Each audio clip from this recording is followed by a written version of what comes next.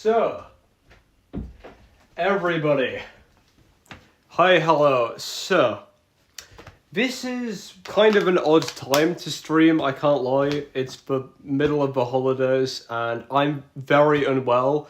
I think I've had COVID for the last week, but I still don't feel great, to be honest. And now my tongue hurts, which is weird because now it hurts to speak, but it's fine, we'll live. What I want to do today is I want to quickly go over the kidney, and that is because I was watching this teacher that does YouTube streams on A-level biology, and she explained that one of the topics that a lot of people struggle with is the kidney and blood glucose regulation, things like that. So blood glucose regulation, I think I'm okay with. I am a little less confident on water regulation. So as a result, let us crack on. I kind of feel bad getting rid of all of this because I did just spend an hour or two writing it up. But there are three main parts to water regulation, the kidneys, and it all takes place in the nephron. Now, recalling the specific names of a nephron is something that I struggle with a lot. You have, this is the Bowman's capsule, I believe. Then it's like this. I'm just going to draw it for now. Is it like...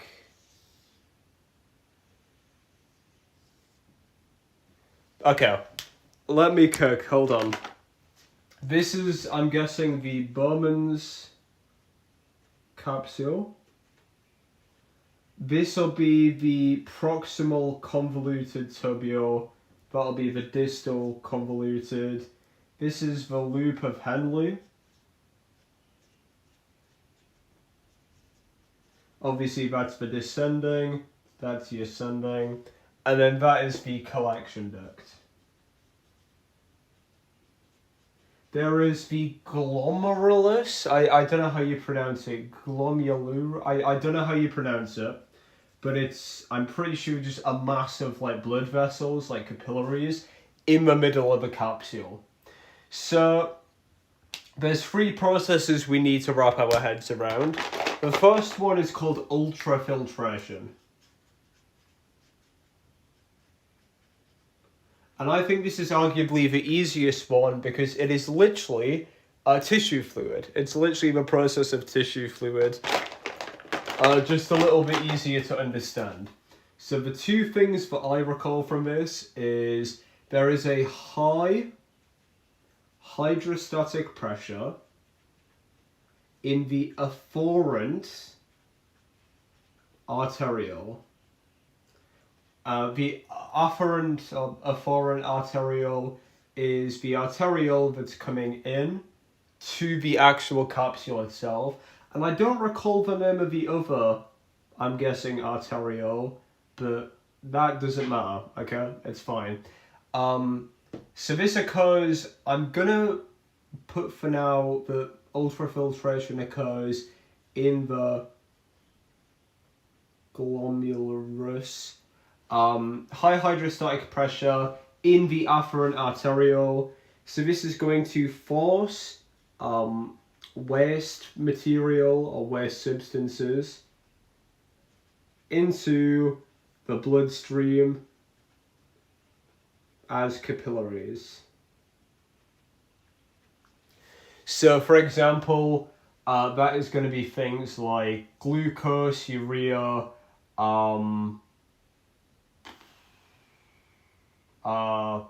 water, I guess. Like literally just anything, I guess, is forced out. And from there, so again, I don't know how accurate this is. I'm obviously going to check in a minute. We're just kind of improving. From there, it's the process of selective, we'll do it in red text actually, selective reabsorption. Now this process is quite literally just co-transport, but kind of on crack because the wording is a bit different. But it's the same process as co-transport basically. We have here, this is a cell lining the proximal convoluted tubule. That's going to be the filtrate. I think that's what it's called. That's going to be the PCT itself. I think, again, please bear with me because I literally don't remember this. I'm just kind of improvising here. Then obviously this is just the process of co-transport. We have our NA care pump. That creates a low concentration of sodium. So sodium is going to move into the cell from the filtrate via facilitated diffusion. It will bring glucose with it via a symport. And obviously glucose will travel down.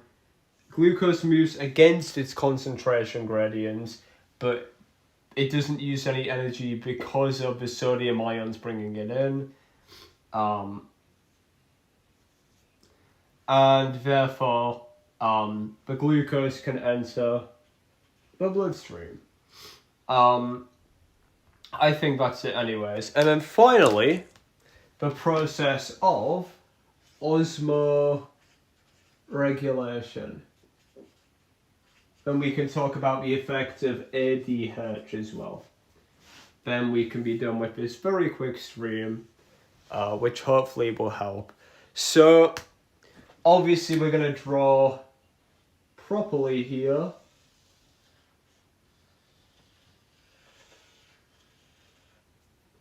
Oh.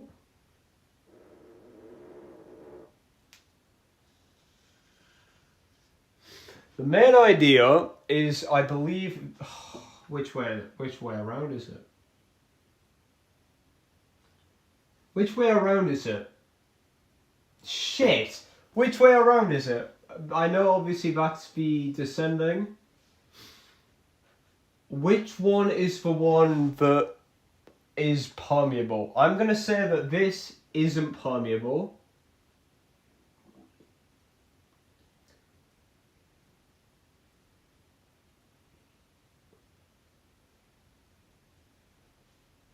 And this side is.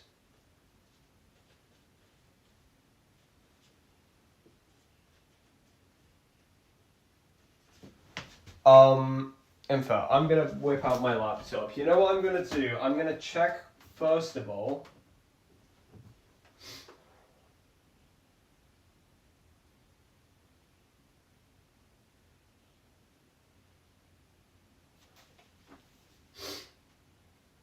I'm gonna check whether I've got the first two right before we continue. Because the next bit is very difficult to remember. I think it's literally just changes in water potential and concentrations.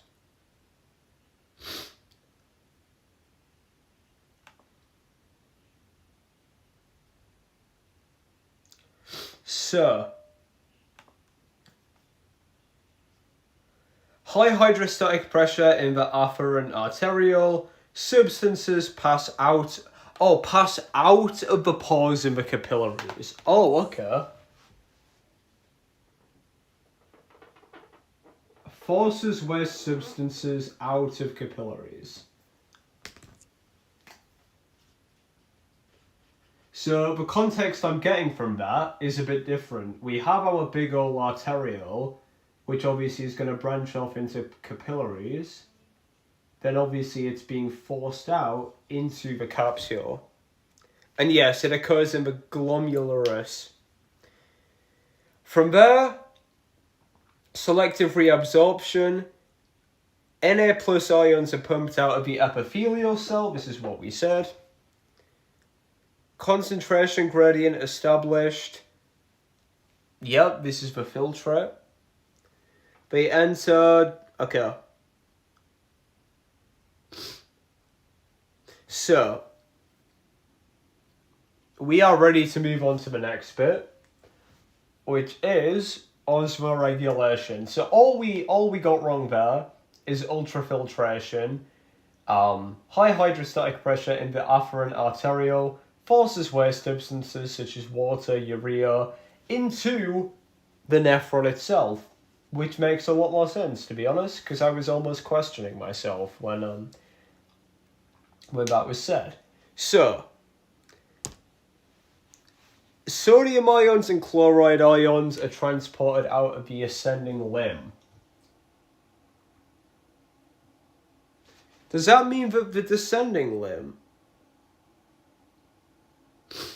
Ah, okay, I got it wrong. It's the other way around. The descending limb is the one permeable to water.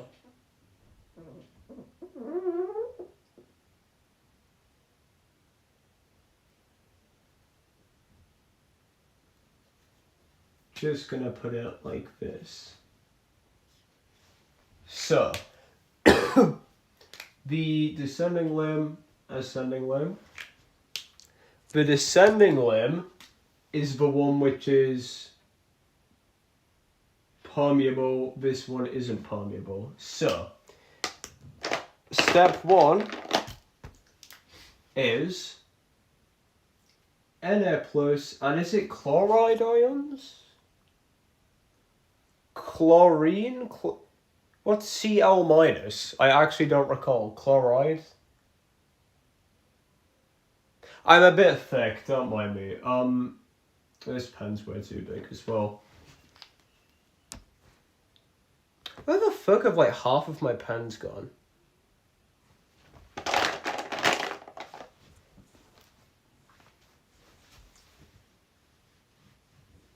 Yeah, I don't know.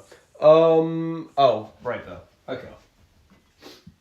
My bad. As I was saying, oh, I just rubbed half of that off. Okay. So it's Na plus ions, Cl minus ions. They are actively transported. Is it out? Yeah, they're pumped out of the ascending limb. Now, let me see if I can recall the rest off the top of my head. I'm assuming that's going to lower the water potential here. Because, no, wait. If ions are pumped out, wouldn't it increase the water potential? Because the solution becomes more dilute. Hold on, let's just see where this takes me. So this raises, I'll just put increases the water potential. As a result, water is going to move out. Actually, I think this makes sense. Yeah, water moves out to reach the equilibrium, to keep the water potential, to reduce it, moving from an area of high to low. From there, what happens? Yeah, so water moves out of the limb, down the water potential gradients. Correct. Oh, of course you have to say via osmosis, but that was implied. So now, because there is a shit ton less water, the solution overall becomes very concentrated. So, more Na plus and Cl are going to move out, and eventually they will move out via active transport. So, to begin with, we have sodium ions and chloride ions moving out via active transport, which increases the water potential. So water moves down the water potential gradient from an area of high to low via osmosis from the descending loop, or the descending limb. Therefore, the solution becomes very concentrated with ions. So sodium ions and chloride ions will initially move out via facilitated diffusion, then when there is no more diffusion gradient, ions are actively transported out. Therefore, the solution once again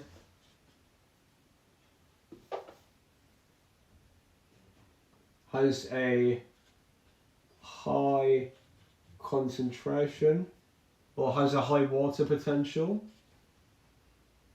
So therefore, water moves out once again.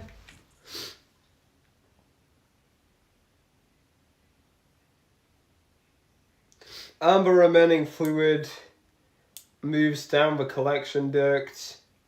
And meanwhile, all of this fluid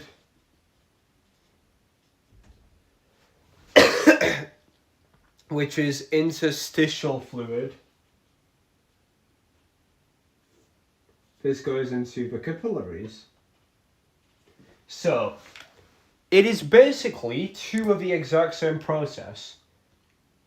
The ions are actively transported out, which increases the water potential. So water moves out of the descending limb via osmosis down the water potential gradient. So then the solution becomes very concentrated. So then ions move out via facilitated diffusion.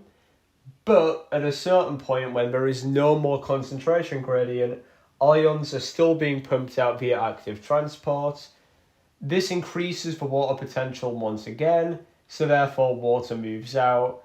The remaining filtrate will then travel along the distal convoluted tubule and into the collection duct. And this is where ADH comes in. ADH works in the collection duct cells. And the whole gimmick is that ADH is secreted by the pituitary gland. It affects the collection duct specifically.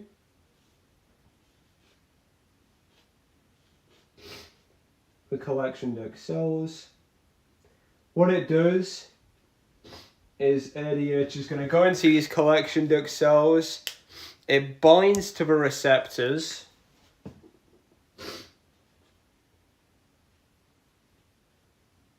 It binds to the receptors on the collection duct cells, activating the enzyme active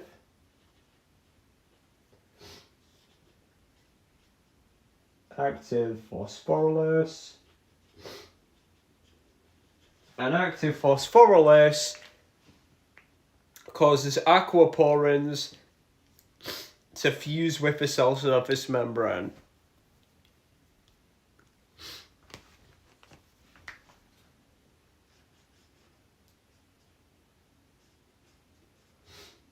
So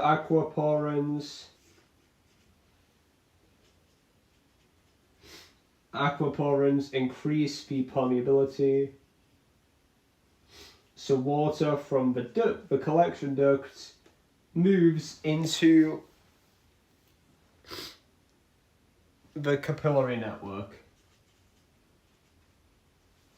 And that is all the time we have today. Honestly, I'm happy with this.